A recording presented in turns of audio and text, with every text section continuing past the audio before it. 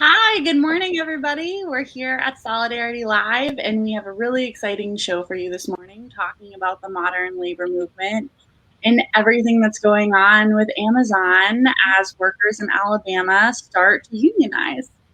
Hi, Alex. Or trying Hi, Jocelyn. Ahead of myself, sorry. Good morning. Morning. I'm excited to be joined by the esteemed, unparalleled labor journalist, Mike Elk, who has been deep into covering organizing for a long time here. And I think I'm really interested in this tweet that you sent, Mike, where you said that Joe Biden's pro-union messaging was a game changer in Alabama. And so I want to get there, but maybe just start off with just the basics of what's going on in Alabama and this union drive aimed at unionizing Amazon warehouse workers. Yeah, well, I mean, there's been an ongoing union drive at Amazon in Alabama for some time now. For the last year, there was a new factory that opened in Bessemer, Alabama, which is a suburb right outside of Birmingham. And it opened about, how long ago did it open? It opened last year, right before COVID hit. And so these workers have been working in COVID conditions the whole time. They start off at about $16 an hour. But the average Amazon worker walks about 12 miles a day on their job. And what's wind up happening is that people get hurt. They get maimed there easily, and they don't have good health insurance. They don't have things that can really protect them. And so they wind up getting into these situations where they wind up getting hurt. And it's really, incredible. To see this fight where these folks get hurt all the time, and they're unionizing to push back in a major way. Sorry, my allergies are flaring up a little bit. It's bad pollution season here in Pittsburgh. The end of winter, you get these inversions. Only city in America with F quality rating. But anyhow, these folks have been organizing for some time down there, and it's a really, really tough spot that they're in, because so often in these kind of spots, in these sort of fights, is that what winds up happening is that they get intimidated. So they brought in anti-union union busters in to start holding captive audience meetings where they tell people, oh, if you vote for a union, it might get better for some people, but it might not for you. Everything becomes a group bargain, and you can just walk in my door today and look, I'll give you a raise, and that's what they do. And then at the same time, they're threatening folks. So if you speak up, if you're, this happened to two middle-aged black folks that were in union meetings. They spoke up in these captive audience anti-union meetings. So you're on the floor, you're working as a warehouse worker. They call you in and they say, here's free pizza, sit here. And if you give the teacher's pets answers when you're discussing a union, people get raises, people get promotions, all kind of people are getting promotions, but you get a time off of work and you just sit in a room and you listen to some corporate lawyer get PowerPoints. And if you say what the boss wants to hear, they reward you. If they don't, they punish you. And what they've done to two different workers is they brought these workers up to the front of a classroom, and they said to them, in front of this classroom, we want to see your badge, show us your badge, and then they take a photograph of somebody's badge, And then they told them to go stand out in the hallway like the kids in middle school. These are middle-aged black folks they're doing this to. I mean, this is Ku Klux Klan tactics. This is Gestapo-style tactics. And this fight in Birmingham has really made it about a big focus on how there's a lack of democracy in the workplace. And Biden, at a time when workers are getting intimidated in these meetings and they're being, people are getting fired, and with social distancing, they'll just fire someone and then they'll claim, oh, well, he broke the social distancing rule, whereas like you're working in a warehouse. There's no way, that's just not how it works in a warehouse. So they've been firing all kind of folks for all kind of shit. I guess we're not on broadcast, so I can swear here. Try not to swear. I get in trouble for this all the time, so. But don't worry about it. My apologies. So, Mike, let me actually direct you a little bit, and I know this is sort of maybe a lot to try to put in, but you actually were one of the few journalists who covered really deeply the Chattanooga VW organizing drive, which was sort of a similar setup, and that organizing drive ended up failing. And because I want, there's a lot of people on the left who, again, Biden might not have been their first choice. And so they really sometimes discount things that they shouldn't. They should understand how big a deal it is for a U.S. president to lean in and say, I'm on the side of the workers. Workers should unionize. And because like you're laying it out, and I think people might not get the feel of what these intimidation tactics are, that it's entirely one-sided, that the bosses are able to just drill people, and they create dossiers on all of the workers, and they pick off the ones that they think are pick-offable, and they highlight the troublemakers, and then they harass or fire them. I mean, it's a really big money operation. You say union busters, and you're really familiar with this world, but I don't think a lot of people understand how big money this is. These are huge firms that come in and do this. And I don't know if you can tie the Chattanooga one, because there was so much like, oh my God, it might happen, and then it didn't. And sort of bring that in a little bit, if you would. We're in the opposite situation wherever they were in Chattanooga. What happened in Chattanooga, and this is what's important to bring up, in all of these union elections I've covered, at Nissan, in Mississippi, in Charleston, at Boeing, as well as twice in Chattanooga, the company each time spent about $500,000 on TV ads, right? Saying, if your neighbors vote to unionize, the factory is going to close. It's going to kill the town, right? When I would drive around Nissan, they would put up yard signs that would say, our factory, our community, our choice, vote no on the union, right? Every small business in town had one of those. Chamber of Commerce came out. So you're getting into situations where people would all of a sudden be for the union, and then people would be like, well, did you think about this hypothetical conspiracy scenario? And like, oh yeah, there is union corruption. So they'll bring up these PowerPoints. They'll be like, look at this union, they sold out their workers. The UAW had a lot of issues in Chattanooga because the president of the UAW was going to jail right now. I mean, it was a corrupt union, and they had a reputation of corruption, and it sunk them. But at the same time, what sunk them is the senator of Chattanooga, Bob Corker, got heavily involved. This was back in 2014. And he told people on air that the plant was going to close. And he never said he was anti-union, because, see, these guys know that the union's popular. What they say is, are you sure you want to go with that one? Why don't you give us another chance? It's I've heard women like Ann Feeney compare it to, it's like when an abusive husband who's an alcoholic, goes back to his ex and says, I'm going to sober up. I'm going to get better. Look, it's going to be so much better. And so the first thing you do when you want to beat a union drive is you fire the low-level management. You tell people, look, we're starting over. So in this instance, the upper management is entirely white. They fired the low-level management. They brought in these management consultants that are black corporate attorneys. Say, hey, I marched with BLM, and I'm down with you guys. And they're even putting up posters of MLK and talking about, yes, Amazon. They're literally using this imagery there of Amazon gives you freedom, because here's the thing. Amazon, even though they don't pay great, they pay $16.20 an hour, and it's crappy health insurance, but it's something. And it's the kind of job that's physically demanding that if you're a kid right out of high school, struggling to earn money, You can go get a job there, and there's plenty of overtime. So you can make $40,000-$50,000 a year, and a 2-bedroom in a place like Birmingham goes for about, $800. That's in the hip neighborhoods. You're living somewhere. So it's the best job a lot of folks ever had. And all of a sudden people are scared for their jobs, and it becomes this harassing scenario of like, who do I believe? Do I believe what they're telling me in these meetings?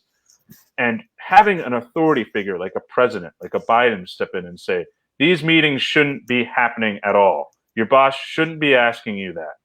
Shuts it down. Because people get into this state where there's so much disinformation, there's so much information overload that they just don't know what to do, and they just block it all out. And this allows a clear message. President Joe Biden said that this was illegal and he has our back, and that the federal government has our back.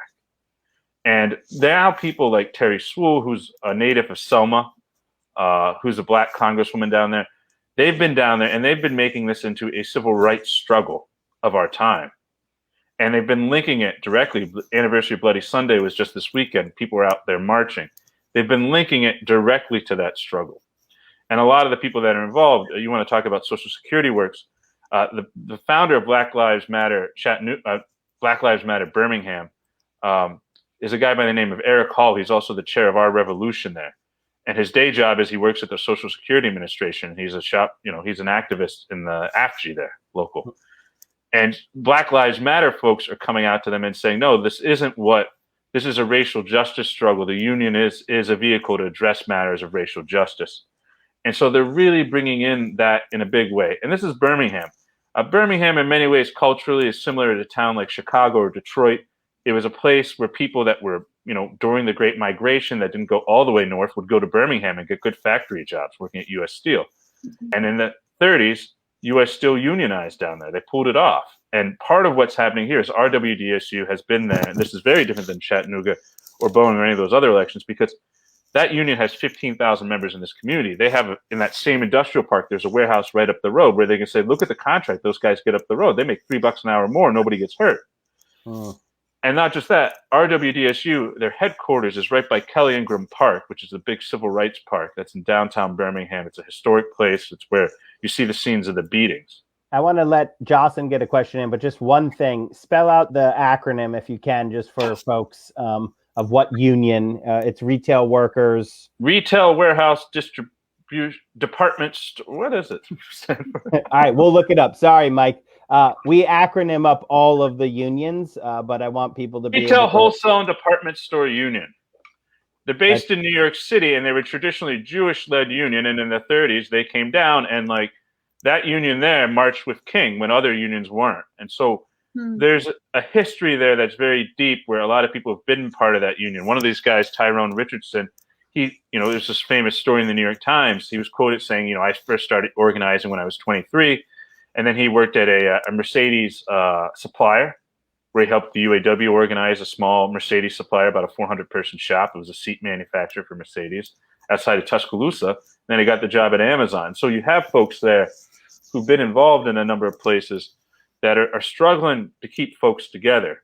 And all of a sudden, and what the company is doing is they're painting the people that are pro-union as, oh, they're not that physically fit, they're lazy, they drink, they have all these issues, they sleep around, they're all kind of smears.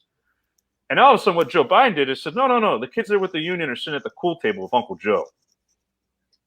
And that's the message. And that's a district there that went 72% for Joe Biden. That's a district that went overwhelmingly for him in the primary. This is his base. Joe Biden, he's not, he doesn't have the charisma of Obama or Bill Clinton, but he's very much, I think about this, and I was talking with Dave Weigel, my friend at the Washington Post, about this. His mentor was Mike Mansfield. He's a guy who knows how to cut deals with both sides of the Democratic Party. And the feeling we're getting from the White House, the White House is going around tweeting left-wing labor reporters, myself included. I think they don't know who you are, though, Mike. I think that one slipped by. It slipped by. But they're retweeting Dave Jamieson, and they're retweeting Rich Elson and Eric Loomis and these folks. And I was joking, when does John Nichols get the Rose Garden book event? To talk about Henry Wallace, the vice president. But in many ways, I think what I was saying to someone else is Joe Biden is the first president we've had in the modern era who grew up in a solidly union town and a union household and has been around them all his life. And when you go around the Biden people, it's not like walking in the door with a Democrat where you really have to explain collective bargaining to them. You have to explain unions. He gets it. It's much more like, what can we work on here? And even Faz Shakir, who was Bernie's campaign manager, who's been leading this group, More Perfect Union, Faz has been meeting with the Biden folks. And that's the one area where they can get together on and get something done. And so we're setting up this fight right now, and I think it's going to be a close one. They might be able to pull it off. It's going to be tough, but it's not going to be a blowout there. And they're setting this up now because what could happen, win or lose, is this is going to set the stage for the Senate to do something on labor law reform. The AFL-CIO just came out against a filibuster, in part because of labor law reform. Joe Manchin, West Virginia is a big union state. That's not people he really wants to cross in that way. And so, something is going to get done. The PRO Act passed the House with one Democrat voting against it. Now you have Marco Rubio coming out for the union at Amazon. You have people from various states that, might not want to take an anti-union vote for various reasons. I mean, we saw, for instance, what a big role that played in the Connor Lamb race, where Connor Lamb won a D, an R plus 14 district by campaigning heavily that his opponent was for bringing right to work to Pennsylvania. I mean, there are parts of the Midwest, there's places like Alaska that have very big unionization rates. So now we're seeing the real big fight begin. And the Biden administration has made it clear that they intend to take on labor law reform and that they learned the lesson of the first term of Obama, which is that FCA never went up for a vote. We've gotten farther on labor law reform with the House passing it than we ever got under Obama. And now we have Bernie, because there's a lot of thought that Bernie might be able to put it in a budget reconciliation bill because unionization reduces the deficit. So there's going to be variations of the PRO Act floating around, but I think right now the Amazon fight is really being seen in many ways the way Selma was. And I think those struggles have really been linked in a way that's valuable and important. And that, I think so often people think about unions, they think about wages. Unions are about respect. Unions are about having some sort of sense of dignity, voice. And particularly for African Americans, African Americans support unionization at twice the rate of white Americans. It's not about class always, it's about race. And this is becoming a big racial justice struggle. When you can do that kind of intimidation with a black, a white managers, treating people that way, playing divide and conquer games, going out and hiring black union busters, bringing guys from Morehouse and places like that, and talking about, you can get ahead too. You just need to know how to talk to your boss. And there's a lot going on there right now, and we'll see how much further it goes,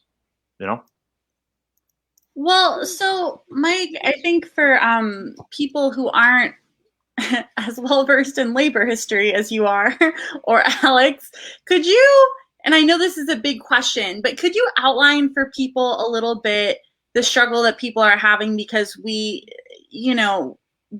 a lot of unions have lost power over the past few decades. And I think it provides a challenge in organizing around this issue outside of areas where unions are already popular, like the Midwest. Yeah, I think, well, look, Birmingham has always had, they refer to Birmingham, I'm from Pittsburgh, I'm here in Pittsburgh now. Mm-hmm. They refer to Birmingham as the Pittsburgh of the South. In many ways, Pittsburgh is the northern tip of Appalachia, Birmingham's the southern tip. It's a very hilly geography. And since it's hilly, it was a big coal mine town. And it was a town that Andrew Carnegie helped build, basically, after the Civil War. And so the history... I didn't know it was a steel town. It's a steel town? Oh, big time, yeah. It's because, when if you're going to make steel, like in Western PA, you have to be close to coal to melt it down. So it's a huge, huge steel town. Doug Jones, who's the senator there, he was a steel worker in the summer. His father was a steel worker. His grandfather was. And it's like Pittsburgh in the sense that everybody's grandfather was a steel worker or a union coal miner or something. So Birmingham has always had slightly above the national average. And then the other thing about northern Alabama, right up the road, you have Huntsville, where they built the rockets. That's 100% union. And then TVA is 100% union. So you actually, Birmingham, the unionization rate is above the national average. It's much more, I've heard people compare it more to like a Detroit of the South, kind of. It's like one of those big places where you can go get a good union job. And, part of the people that, Martin Luther King is addressing in Letter from a Birmingham Jail is he's talking about the white moderates. He's talking about steelworkers union leaders not being militant enough. And RWDSU was a Jewish-led union from New York, and they were very much behind it. And so there's a lot of feeling, a lot of deep emotional attachment where when the UAW was going in and trying to organize these auto factories, they were going into places where the UAW had never been. They were an outside actor. And RWDSU has been in that community for 80 years. So it's, people have fond memories of their parents, particularly in the poultry plants around there. They represent a lot of poultry workers there.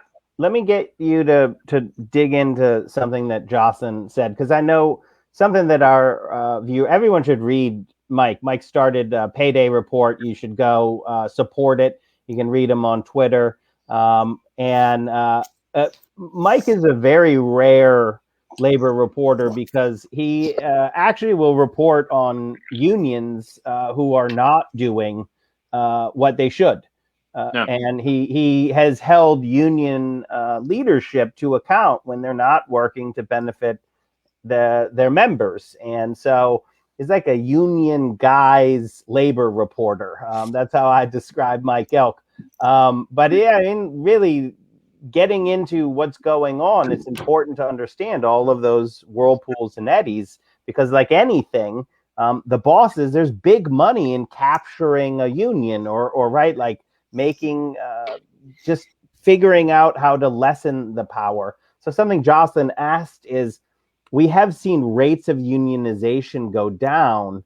And one of the attacks on unions is like, well, what do they do for people? And I don't believe that enough people in America understand just how straightforward it is of what unions do for people, like what it means. And I love that you bring up, it's not just about wages, but it is about wages. Like you make more money, but also that voice and that dignity and like what a union means. I say in the last age of inequality, we did many things to get out of it, but we did three big ones. We created the minimum wage, we created Social Security, and we created protections for workers to collectively bargain and form a union. And now that we're in another age of inequality, we need to do lots of things, but at least three. We need to increase the minimum wage, we need to expand Social Security, and we need to increase the protections of workers to collectively bargain and form a union. Because for decades, it's just been totally one-sided. And the bosses, the management have just been able to just hector workers on all the negatives. So I know that's a lot to get into, but just sort of give a flavor of what a union means for a worker. Like why, so workers get hurt in this Amazon warehouse down the road. There's they got a contract and workers don't get hurt as much there, right? Because they're on. So spell that out a little bit for folks of like what's actually at stake here. Yeah, well, in a union contract, you have something called just cause. Just cause is a 6-point test. If in 49 states in this country, everywhere except Montana, you can fire someone for any reason at all. You can be like, Mike, I don't like your shirt. You're a little too much chest hair. You're gone. That's legal, right? And so when you join a union contract, you have a 6-point test. So, you have some sense of security in your job. And it's shown actually that unions reduce racist tendencies among white people because they're part of a collective organization with other people where they can come together. There's not this divide and conquer that, it's the immigrants keeping your wages down. It's like, no, we let the immigrants into the union. We got them raises. We all got raises. And so class does bring people together, but at the same time, a union is a vehicle for body of respect, Spell it out a little more. I want you to really, because I get to talk to Mike often about stuff like this. What is in a shop that's not unionized? First of all, it's not called a shop, and it's really a lot of fear is what is motivating people, right? Like people are worried that they're going to lose their job, so they do what they think they need to do to not lose their job. Where at a union shop, the workers are part of the thing that is going on. When they're building those rockets in Huntsville, there's a pride in that. When I get to go out and talk to UAW retirees, which is like one of my favorite things to do, you should hear them talk about cars, right? I mean, like, and they man, do they take each other on? They're like, oh, I build this car, you build that, right? I mean, like the pride in what they do and the dignity of work is just so huge. Well, and you know what? Speaking of pride, what's interesting is the Brazilians have been getting involved. Because during the campaign, the thing is, during the Nissan campaign in Mississippi, the Brazil and Nissan is like 100% union, right? And Lula made the labor laws really good down there, helped make the labor laws good. So the unions actually have more numbers. They're about 3 times as large in Brazil as they are here. And so Brazilian workers started traveling up to Mississippi to say, like, we live in a so-called third world country and we have more rights on the job than these folks have, right? And so they've been doing this for a while. Lula did all kind of statements. He's the former president, hopefully the president again. And, we actually have a video coming out from one of the big trade unions because the situation in the U.S. is so bad that, like Nissan, for instance, 43 out of the 45 Nissan factories worldwide are unionized, except one in the Soviet Union where unions don't quite exist, one in communist China where there's a state party, and there's technically some weird union there. And then the one in, Mississippi and the one in Tennessee. Those are the only ones that are non-union. Wait, I'm getting it wrong. There's the only, basically all these companies, Volkswagen, all these big auto companies all around the world, these folks all have pride in their cars. But like when I was covering Volkswagen, German workers were upset because German workers will make like $32 an hour. And then they're like, you know what we're going to do?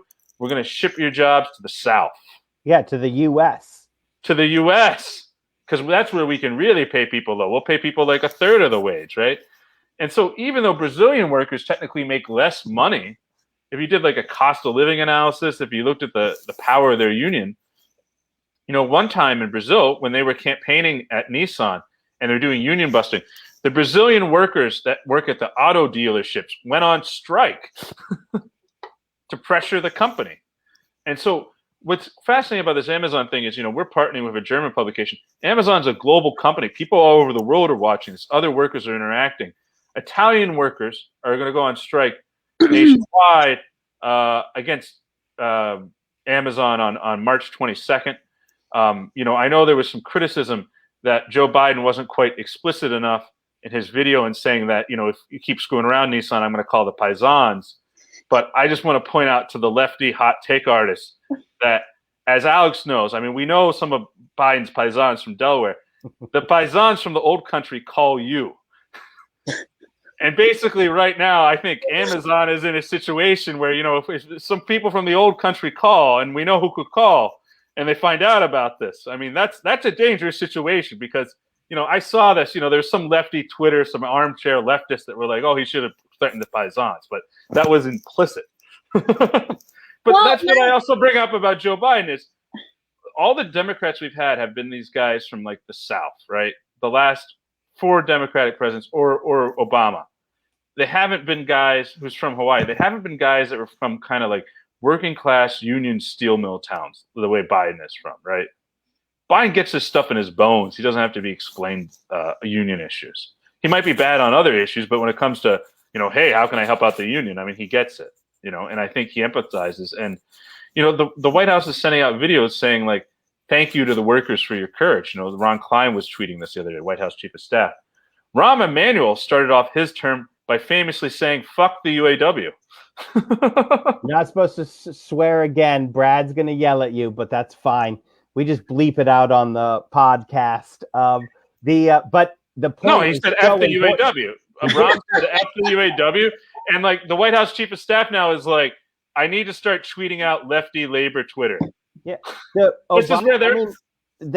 was when the chief of staff of Obama's White House was basically saying, use the Wall Street caused collapse of the global economy to break a union in the, when Obama bailed out the auto industry or saved the auto industry.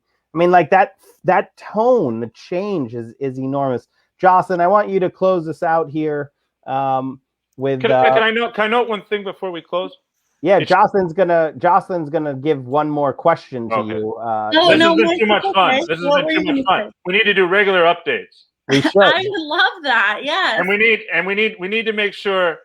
You know what we should do? On March 22nd, when they have the strike, we should call some of Biden's paisans in the old country. I mean, we know who to call because word might be circulating. But the thing is, Biden doesn't call the paisans. They call it. You know what I'm talking about, Alex?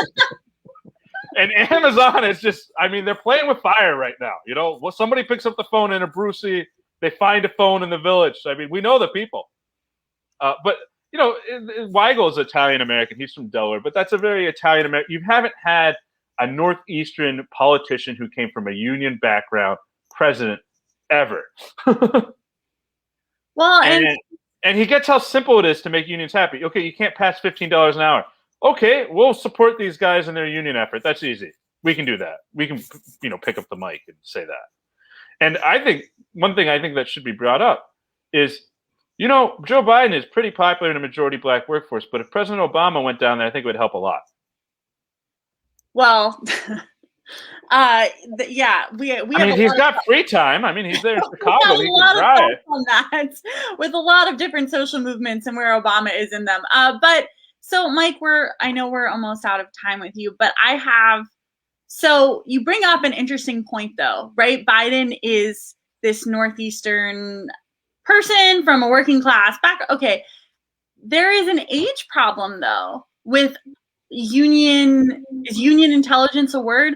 But the older generation of working class people from immigrant communities, they get it. This is a problem, though. You know, millennials, they don't have a memory in a lot of places in this country of what it's like to live in union communities. Are you seeing that in the organizing, or do you think younger people are starting to get it? I think younger people are starting to get it. Mm-hmm. And I think, you know, the person you really have to thank at the end of the day who made this possible was Bernie. Mm-hmm. Bernie in that 2016 campaign, I remember talking with Maggie Haberman. I said, Bernie's going to go out and he's going to walk picket lines. And then if he does it, Hillary has to do it, right? And so Bernie, the simple ask from the Bernie folks here was, you know, just go walk a picket line. And Bernie made every Democrat do that during the campaign. And so Bernie and AOC have done so much messaging around unions, and unions have become more popular. But you really have to thank Bernie touring the country, spelling it out for people. It changed the narrative in this country in a big way. And the other thing you have to remember about the South is, under the age of 35 in the South, they voted for Bernie in the first election. The last one was a little more complicated, but he's popular in some of these places in the South. You know, he helped elect the mayor of Birmingham, Randall Woodfin, who's now been heavily involved. And so you're seeing, I think a lot of this is, you know, you have Bernie on the left flank of Biden, and Biden is caught in this position where he's going to make deals. And, you know, he can't give everybody the moon on everything. But if a union says, hey, send some folks out to a picket line, that's an easier ask. I think the White House has made labor so happy. One last thing I'll close on is Nelson Lechinson, labor historian at the University of California, Santa Barbara, great famous story, said that, you know, presidents would give speeches about unions like that at union conventions, but never during an actual union election when workers are scared. Because people in a situation of disinformation chaos, they look for leaders. They look for authority figures. And for the president of the United States to say, your boss shouldn't be doing that, that's wrong, and it's the job of the government to encourage unions because they make this country better, that resonates in a real way with folks. Before you go, because I do know, what can people do? How can people help the current workers in Alabama? You know, I would follow it online. They're asking people to send solidarity videos, to do tweets, to, you know, declare the support. There's been a hashtag. I inadvertently started a hashtag because I said the tide is changing at Amazon in Alabama. I saw that. And you didn't mean to do that, right? I didn't. But, you know, the White House. Pittsburgh, man. Yeah, and like, if you say the tide is changing in Alabama, Roll Tide, the fight song. And so, for days now, these Alabama football fans that follow Roll Tide have been sending me messages saying Roll Tide, and like, have you ever seen Alabama football fans? I mean, they're wow. So now you tapped into like the most powerful force I think you could have. And I watched it on Twitter and I was like, either that was brilliantly executed or Mike had no idea. I had no idea. But it was- afterwards, people were like, "Mike, that was really clever," and I was like, and I Campbell Robertson, my friend, he lives here in Pittsburgh. He's the New York Times national correspondent, and we hired a guy down there, Alexander Richley, actually on the first Bill Greider grant for labor reporting. We just created a grant to honor Bill Greider, who got his start in the South in the '60s. He brought up all these reporters. All of a sudden, were like, "Oh yeah, if you put the phrase 'tied' in anything about Alabama." There's just people that like they just monitor constant Alabama football news, and so maybe make some videos to say "Roll Tide." You know who would really resonate down there is Bowser.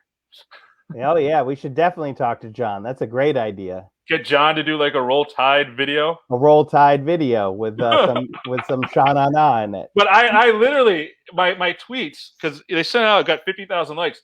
I must have gotten at least 400 messages that were like, "Roll Tide, roll goddamn Tide," the Tide. And like Cam was like, if you want to do some real subliminal messaging, just say 22-6. So say, and there's just all these Alabama code words there that we're trying to discover so we could start subliminally messaging and that are generally related to football. But Roll Tide, I would do something, maybe hashtag it Roll Tide, because there are dozens of Alabama football fans. That's all they do is monitor the Roll Tide hashtag all day long. And let me tell you, once you start tweeting about them, they will harass the crap out of you in your DMs with Roll Tide. And so I just want to let folks know that once you get down the Roll Tide element, you go down there. So I feel so warned. Mike, thank you so much for being with us. I would love to do regular labor updates. Yeah, let's do that. Give me every couple of days. Let's do something. All right. I got to run to the chiropractor. Okay. Well, good. All right, Mike. Let's get Bowser. We need to get Bowser to do a video. Let's get Bowser.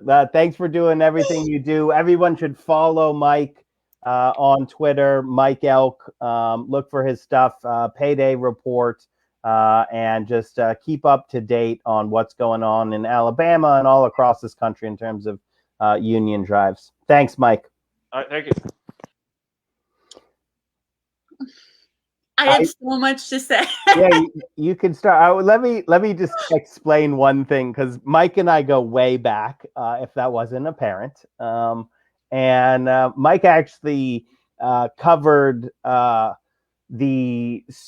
very important people to me, who are Nick and Nina, who are basically my wife Layla's like second grandparents. They lived across the street.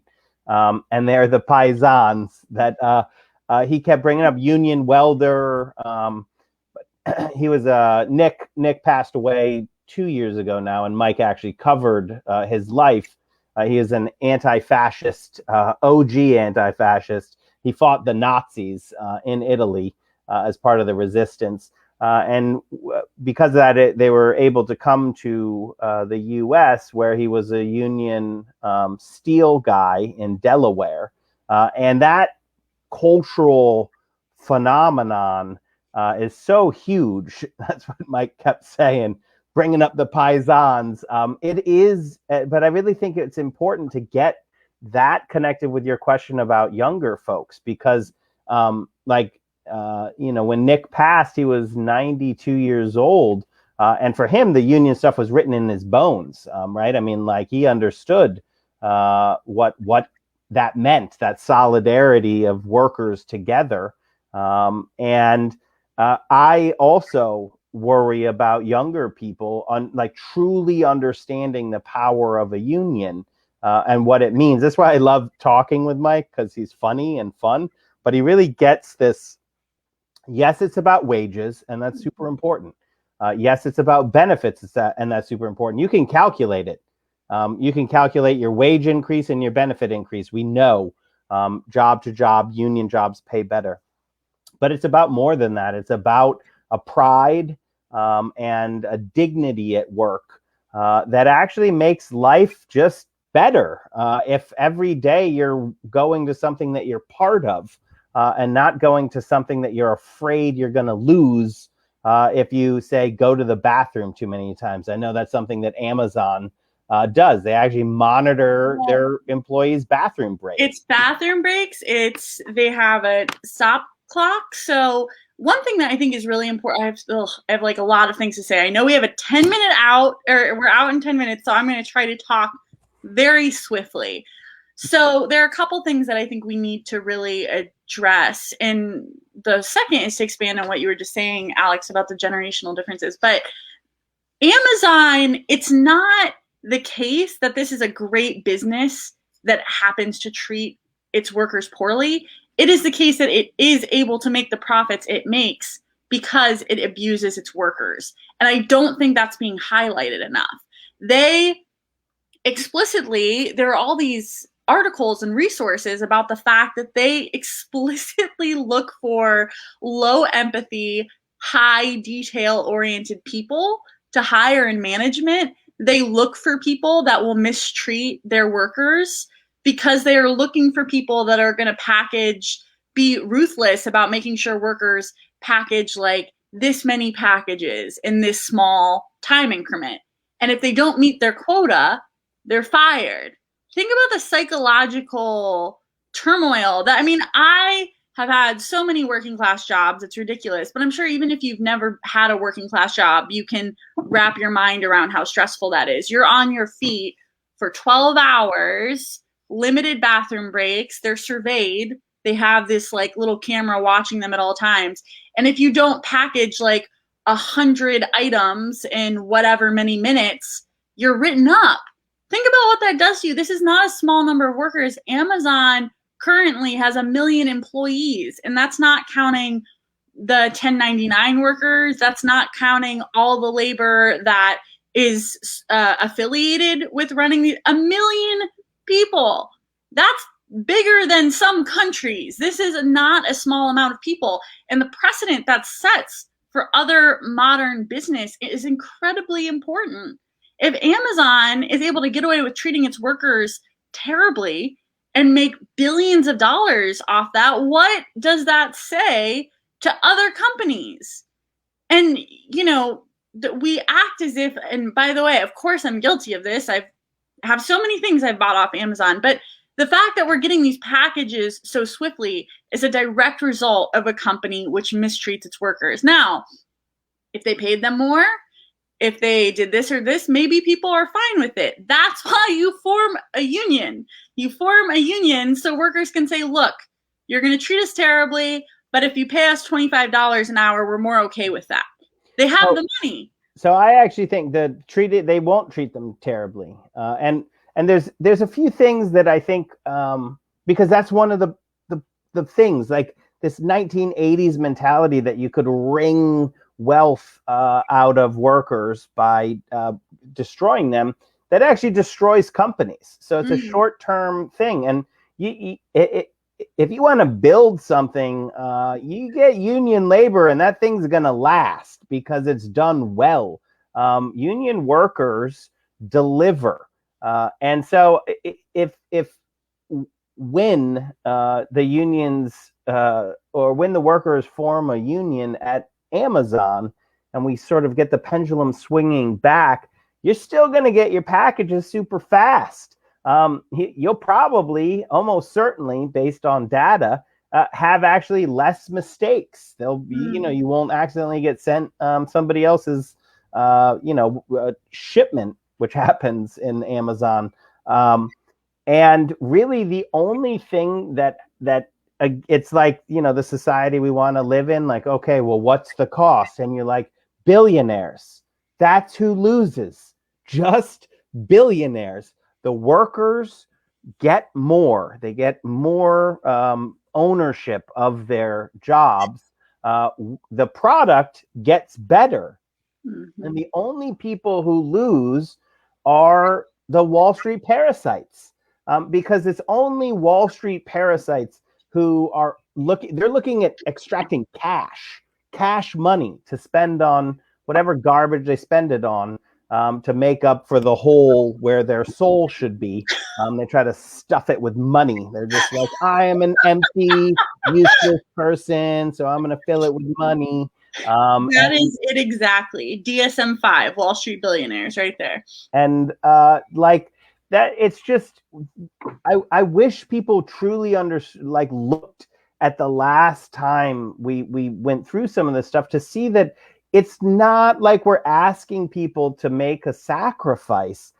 We're actually demanding that the billionaires stop stealing all our stuff. They're the only losers in this, which is why they go all out to defeat these union drives, right? Because it's like, hey, that German-built car that Americans like to buy, well, guess what? The German workforce is like totally unionized. That's everywhere else. Oh, well, if we pay burger flippers, I don't know why I put on that accent. I should do a Donald Trump accent when I do this. But if we pay burger flippers $15 an hour, that burger is going to cost $32. And you're like, have you ever been anywhere besides the US? Because that's not true. Our burgers and our Big Macs are more expensive than some countries that pay their workers $16 an hour. So like the only people who lose when workers come together are the billionaires. And I'm willing to make that sacrifice for them. I think you are too. And we don't have to reimagine an old society. This was our society up until relatively recently. And I have a lot of stories to share about the Midwest, but I want to just like quick paraphrase. So I am from Southern Virginia, where we do not have a lot of unions, and you feel it. You know, I remember one time memorably, my aunt and uncle work at it was some kind of like plant or something, and they were just like fired without ceremony, and that can happen, right? Versus I have a ton of friends in Michigan. I don't know why. It happened very randomly. And it's really interesting how I go and visit them in Michigan and these union communities that are still there. It's not as strong as it once was. There is so much security. You know, people are able to graduate from high school, and if they don't want to go to college, or if they don't have the money, they're able to get jobs where they can support a family and and stay in their hometown and be close to their parents. Think about what a valuable thing that is. Like, aside from the money, like Mike was saying about dignity, what a valuable thing it is to have job security where you can learn skilled labor, where you're paid to advance your skill set so you can be more valuable to the companies. And as a result, my friends that live in those communities, their family and friends are still there. You know, they don't have what I experienced being from Southern Virginia, where there is this very real dynamic where I'm from, where unless you like become a teacher or something, there aren't really jobs. So everyone leaves. You know, my sister's in Denver. My other sister will probably move to New York when she finishes college because there isn't work. And aside from what it means to be a worker, think about like everything we enjoy about being an American. We have this nostalgia for a type of community and a type of living that is made possible by unions. And I think unless we are students of history, we forget that. It's very tempting to be like, oh, communities used to be like this and now they're not.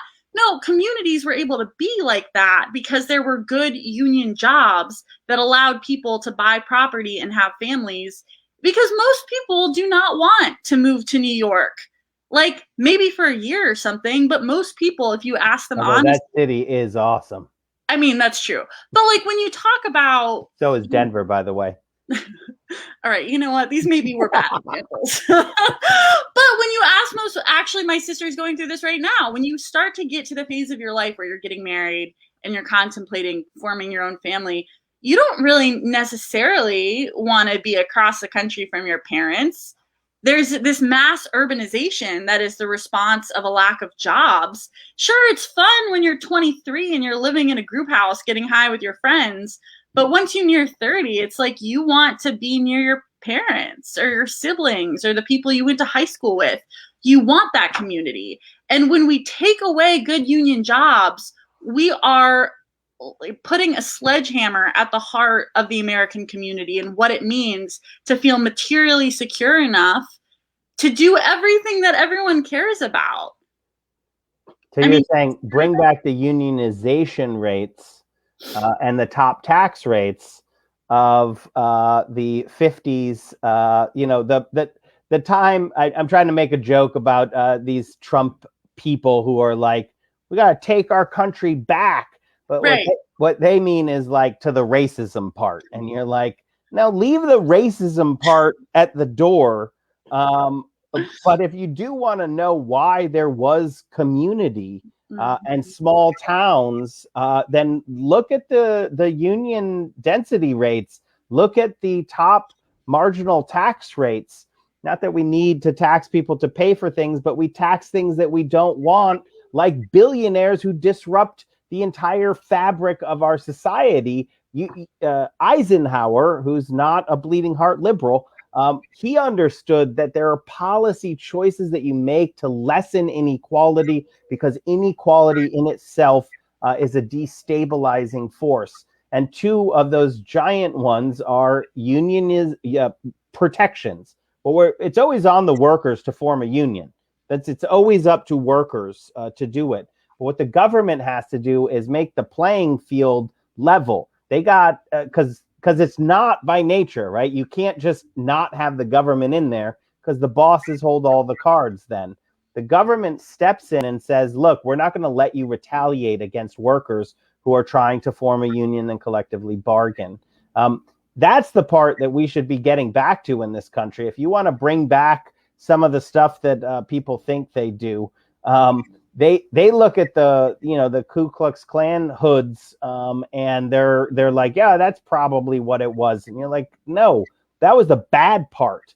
And we're running out of time. I got a lot of places to go. We should do a whole show on this, Jocelyn. But like the one thing that Elk was so good on and bringing up is like what unions do for racial justice, because it's literally solidarity. Like we say solidarity all the time. Unions are an embodiment of solidarity.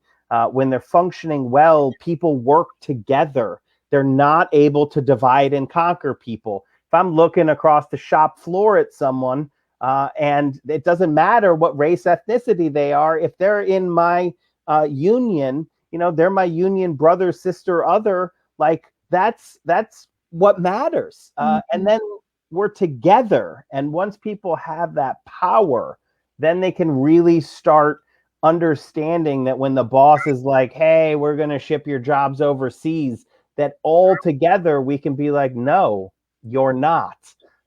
That's the power that we want. We don't want and so I'll close my remarks. You can close out the show.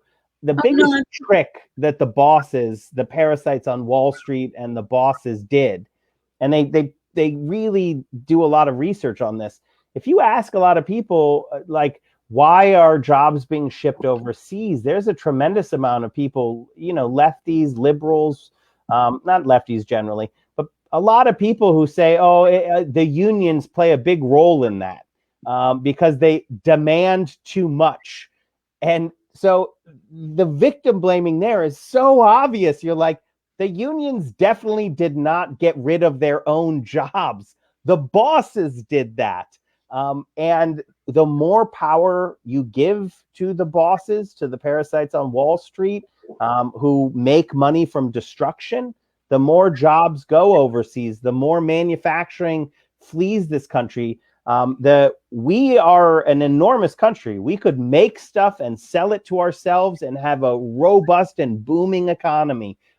That is really where we used to be, and we can return to once people understand the power of workers raising their voices together. So with solidarity, we can do all things. All things. You know that. We should probably close out. We are over time, but yes, like we've all said now, unions are about more than money. They're also about justice, dignity, and a world we want to live in and communities we want to live in. Thank you so much for being with us. Please find Mike's work and other labor reporters' wonderful work at the Payday Report. And like he said, if you just Google Alabama Amazon strike, there are tons of sites and social media platforms where they're organizing and telling people how they can get involved. So definitely do that. It's going to be a big couple weeks for those workers, and hopefully they will win, and that will set a precedent not just for other Amazon workers, but for workers everywhere. The better we do, the better we all do. So thank you so much, everybody. Have a lovely Friday, and we'll see you next week. Bye.